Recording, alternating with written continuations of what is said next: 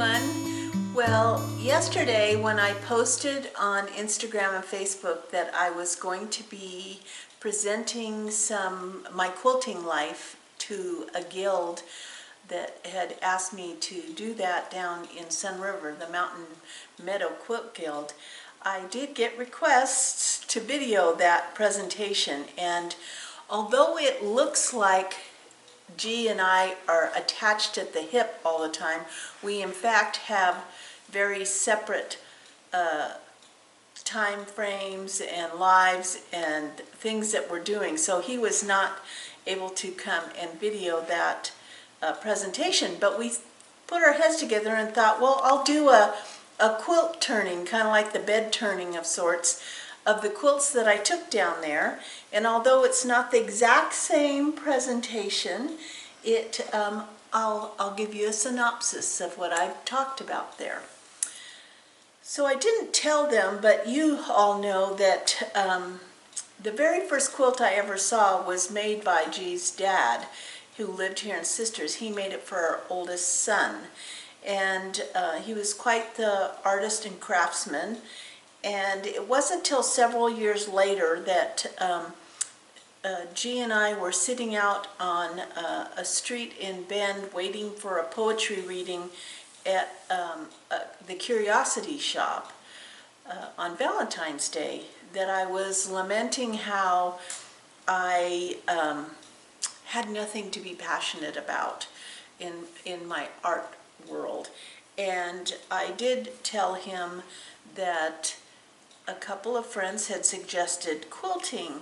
This was back in the 90s, early 90s, and I thought, what do you think about that? And he thought, yeah, that sounds like a great idea.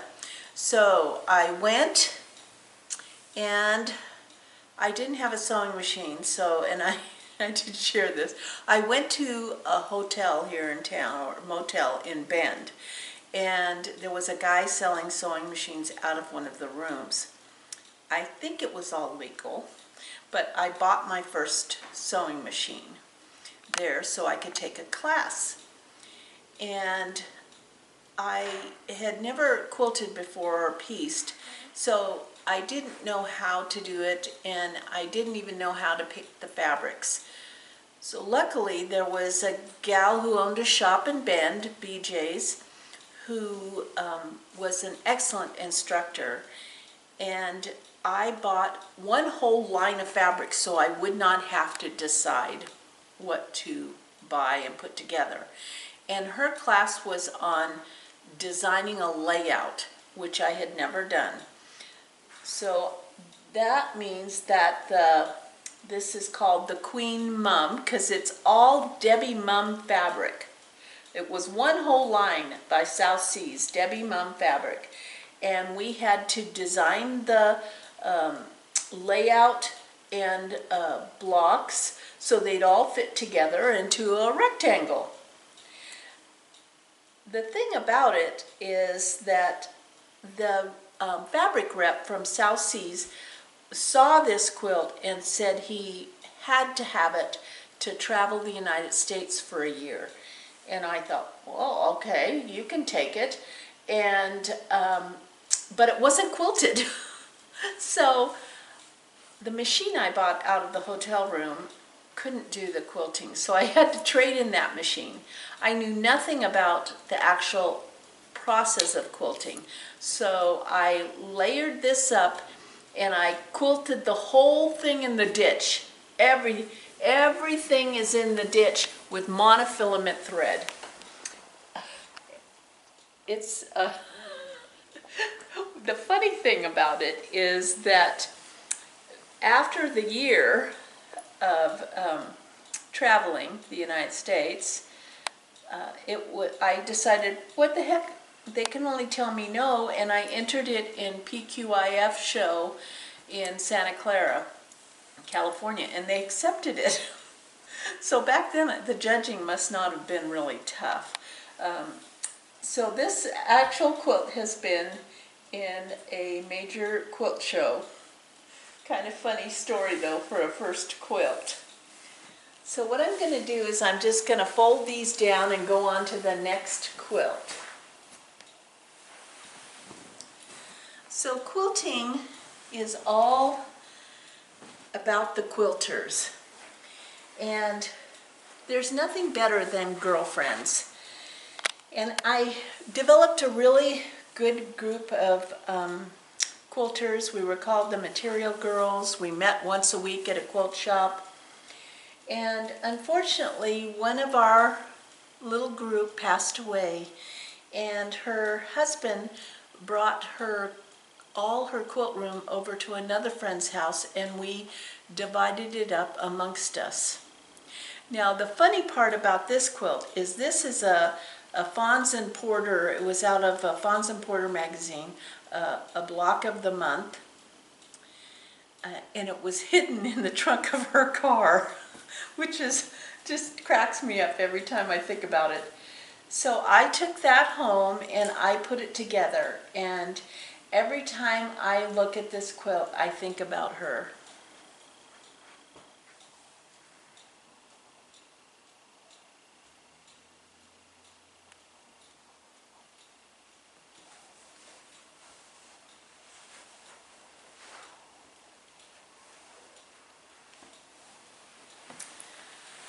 So now this quilt here, this is the flip side of girlfriends. Sometimes they can be evil. And in my other quilt group that was made up of my coworkers, nurses and doctors who quilted together since the 90s, we decided to make each other a quilt made up of our least favorite fabrics, and they knew I did not like florals. And so this is the quilt that they made up. Evil girlfriends that they are. But the thing about it is that we were required to, for a while, to bring these quilts to every retreat and sleep with them. So as you can see, it's been well worn. Now this is a giant quilt, and it's part of the Oregon Quilt Project. So it has a history that will live beyond me. But what happened was I discovered a group on the internet, and as a group we decided to exchange 2.5-inch squares. So if someone sent you 25 2.5-inch squares, you sent them 25 2.5-inch squares. And you included a signature square. And the requirement was to make a quilt, because this was the millennium, to make a quilt that had 2,000 different fabrics in one quilt. So I decided on a triple Irish chain, and there are no two fabrics alike. And in fact, in all the packets that I received, there were only 5 pieces that were duplicates. And that's amazing to me. And it was from all over the world. So my signature blocks, I just love them. Here's Marianne Rooney from Australia, Daphne from England. There's a quilter from Kuwait. There's practically every state is represented. And when I see this quilt, I wonder, oh, here's the one from Kuwait, Aisha Qaid, down here. I wonder if these people are still quilting or how their lives are. It's just, it's fun to look at this and see all these different fabrics. So this is a precious quilt. Again, on another internet group, I did an exchange with State Flowers. So we exchanged blocks that had their state flower and then a signature panel in the square. was very simple. Brenda Mulkey from McQueenie, Texas. Jean Ruger from Lakewood, Colorado. I just wonder if these people are still quilting or what they're doing. It's fun to. Sometimes I see names that I recognize. Maybe someone on here is actually watching my Quilt Roadie videos. It's so fun to think about that. Barbara from Roseburg, Oregon. Yeah, so this is a special quilt to me too. Now this quilt is one that I did probably back in the 90s, and it didn't get finished till 2018. And that's because once I stopped at the inner border, I couldn't figure out what to do on the outside edge. And then I decided, well, I would do prairie points, but I had never done them before. So it took me it took me over a decade to finish this quilt. But I'm quite proud of those prairie points.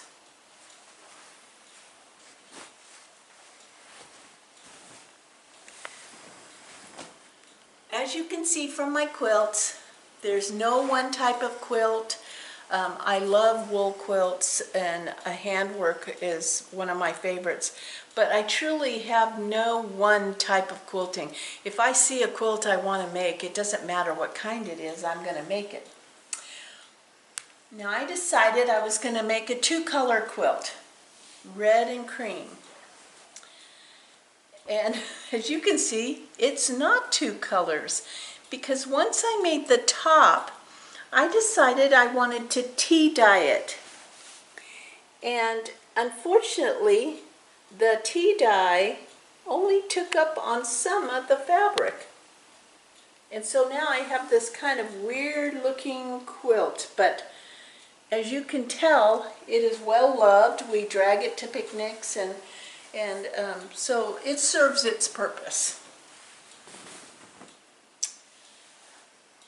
Some of these you probably have seen on my blog, but I love blocks of the months and all kinds of quilts. So this was a block of the month from Holly Hills. They are currently an online shop, and they do have other blocks of the months.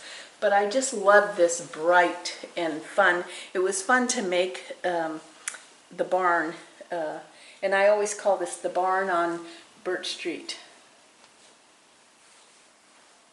Such a cute quilt. And then I am a Halloween freak, and I have stack of Halloween fabric in my stash. And this was, I finished, I think it was last year, maybe 2017. And it's called So Spooky. Yep, I was right, 2017. So much fun to make this quilt.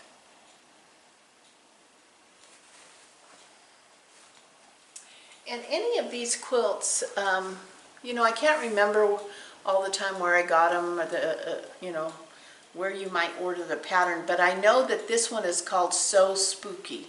So if you want this pattern, I think if you Googled it, you could find it. Now we're getting to my first love, and that is wool, and also my friend Stacy West from Buttermilk Basin.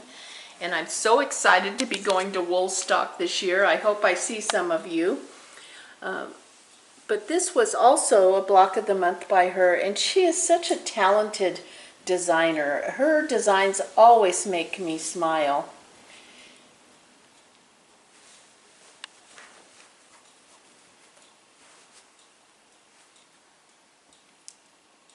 You know, I'm thinking that I actually got this block of the month from Karen. It was Stacy's design. And what makes me think, Karen is another friend of mine, what makes me say that is because this was somebody's army blanket. I think this was from Karen. But it is a buttermilk basin design. I love to decorate for the holidays, and I needed a Thanksgiving quilt. I didn't have a Thanksgiving quilt to hang up. And so this also is a buttermilk basin design. And I had fun making this. And now we're to the last one. And this one is the first finish for 2019. I finished the binding just last week. And I just love this. I'm going to call it Diagonally because this quilt is just so interesting. The fabrics are by J. Wrecker Fish, and that's the panel. And then it's complemented by Marcia Dursey's fabric. And I got this pattern and the fabric from Quilt Expressions in Boise, Idaho. This was so much fun to make. I love my fabric I chose for the back. So even though I didn't film at the Guild, you got a little bit of my history in quilting here, and I'm glad to share this with you, and I am glad that you are watching. We enjoy hearing from everyone, and we love your support.